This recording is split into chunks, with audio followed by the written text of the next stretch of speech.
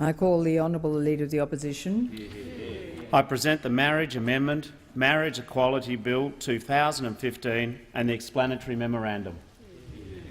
Clerk. First reading, a bill for an act to amend the Marriage Act 1961 to establish marriage equality and for related purposes. I call the Honourable Leader of the Opposition. Thank you, Madam Speaker. I move that the bill be read a second time. The laws of our nation should give us hope. Our laws should tell our children what we believe. Our laws should tell strangers who Australians are.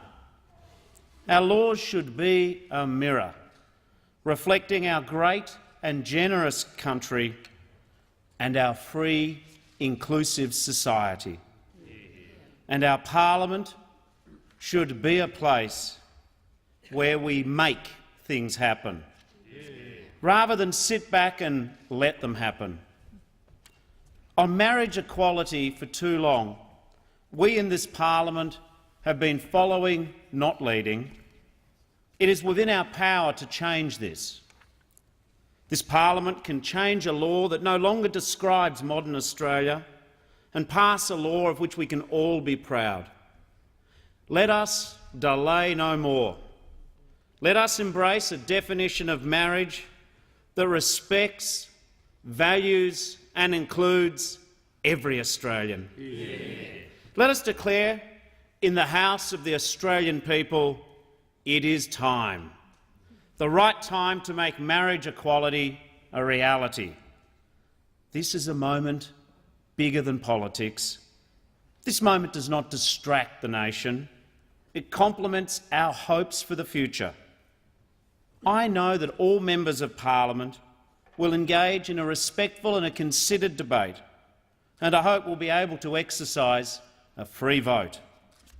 I pay tribute to the member for Sydney for offering her place in this bill to a member of the government. Tanya, thank you. Your actions, the advocacy of Senator Penny Wong and the goodwill of many across the parliament prove that bipartisanship is not the problem here. What matters is the outcome, not who owns it.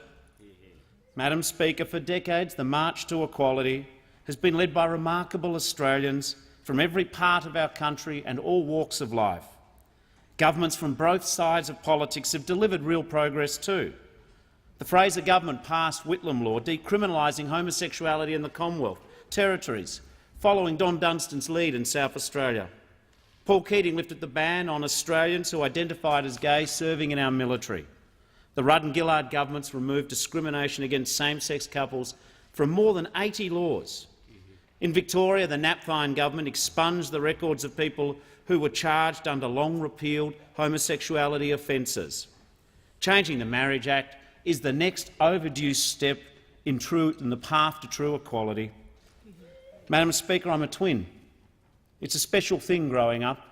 It's an inseparable bond. But for other twins, where one twin is gay and the other is not, the Marriage Act is the only Australian law that separates siblings. It's a double standard which divides our families and our country. It's not fair and it's not who we are, and it should change.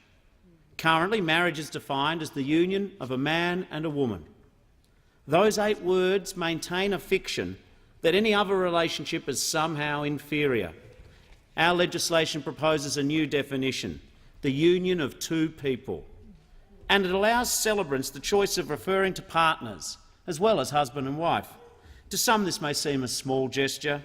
In truth, this means so much to so many. To all lesbian, gay, bisexual, transgender and intersex Australians, we offer change that says your relationship is equal under the law. To the parents, children, friends and families of same-sex partners, just as the people you love are equal and valuable in your eyes, their relationship should be equal and valuable in the eyes of our law.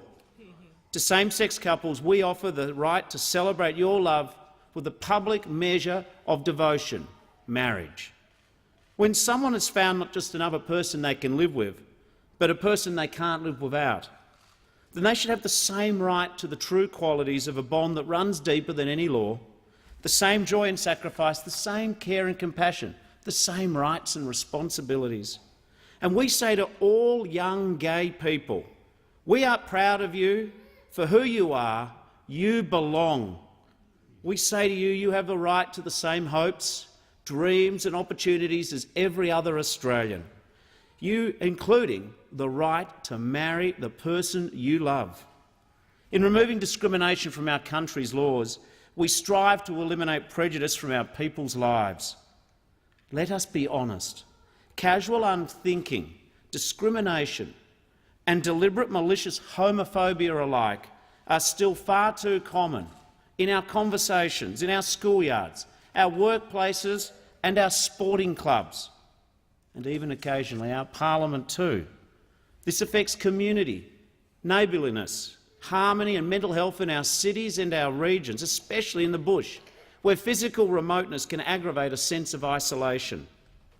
We know 2 out of every 5 young Australians who are gay have thought about self-harm or suicide. 2 out of every 5. We know a young Australian who identifies as gay is 6 times more likely to consider taking their own life compared to their sibling, classmate, colleague or teammate. 6 times. When I was finishing school in the 1980s, youth suicide was still a taboo topic. I can remember hearing of the passing of young men, and no one spoke of how they died.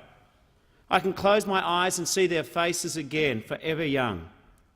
I wonder now if for some, the stigma and the struggle of imagining a future, lonely, isolated, treated differently was too much to bear.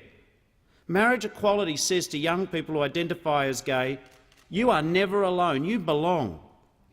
This is an act of fairness for all ages. On the weekend I spoke with Sandra Yates from Devonport in Tassie. Like hundreds of other Australian couples, she and her partner Lee have been forced to travel to New Zealand to marry.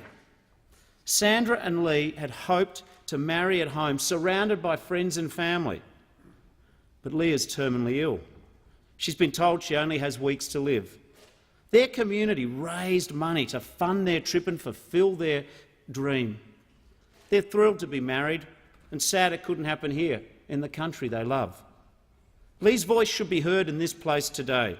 Please, she says, help switch on the light for same-sex couples and take us out of the darkness. Lee, Sandra, your friends and families, you should not have to wait one day longer for recognition. This legislation will ensure that same-sex marriages recognised in another country are recognised here. A law that forces our citizens to travel overseas or to the grounds of another nation's embassy to have their relationships recognised is a law not worth keeping. I have not made a habit in politics of speaking publicly about my faith, and I do not seek to preach to others today. But I do believe in God, and I do believe in marriage equality. For me, there is nothing contradictory about extending love, compassion, charity and respect beyond heterosexual Australia. I understand that for people of different faiths this is a complex question. I respect this. It's why I support a free vote.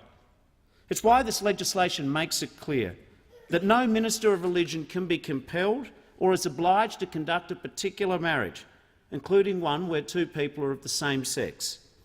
All I ask in return is that this respect be mutual.